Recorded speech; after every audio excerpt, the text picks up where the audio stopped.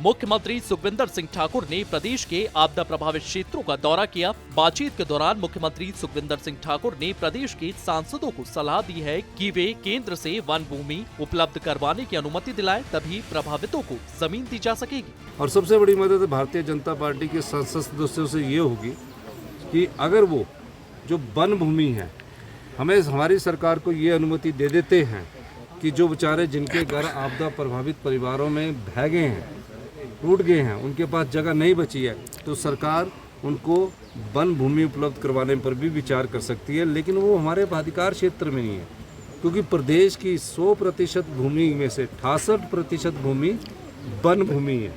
अब 32% पर प्रदेश की 75 लाख जनसंख्या निर्वाह करती है। अब जब जिसकी ज़मीन चली गई और वो उस नाले के किनारे तो घर नहीं बनाएगा, हम तो वो केंद्र सरकार के वन अधिनियम के तहत है। वहीं मुख्यमंत्री सुखविंदर सिंह ठाकुर ने जयराम ठाकुर के गृह क्षेत्र पहुंचकर उन पर भी जुबानी तंज कसा। उन्होंने कहा कि भाजपा के लोग कह रहे हैं कि सराज में सरकार कुछ नहीं कर रही है, लेकिन जो सड़कें खुली हैं वो तभी खुल पाई जब सरकार जमीनी स्तर पर काम कर रही है। और आपदा का सबसे प्रभावित क्षेत्र सराज है। मैं धर्मपुर विधानसभा क्षेत्र में गया और मैं अब सारे क्षेत्रों का हमने जायजा लिया। शिमला में मैं गया। मैं ये कहना चाहता हूँ कि इस समय हमें राजनीति चमकाने का समय नहीं है। मुझसे जयराम ठाकुर जी रोज़ बात कर रहे हैं। उन्होंने कहा कि मैं जंजाली क्षेत्र का दौरा करना चाहता हूँ, हेलीकॉप्टर की सुविधा अगर है तो एयरफोर्स का हेलीकॉप्टर सरकार ने मंगवाया और हमने उनका बोला आपका विधानसभा क्षेत्र आप जाइए। वो गए, वो घूम रहे, अच्छी बात है।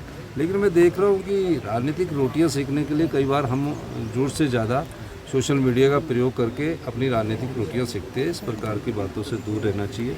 इस समय आपदा प्रभावित परिवारों के साथ खड़ा होना हिमाचल प्रदेश का दायित्व है। तो एक तरफ हिमाचल प्रदेश में राहत बचाव कार्य लगातार जारी है, सियासतदान आपदा प्रभावित क्षेत्रों का दौरा करते हुए नजर आ रहे हैं, वहीं हिमाचल में सियासत भी जोरों पर है। ब्यूरो रिपोर्ट, सूर्य समाचार।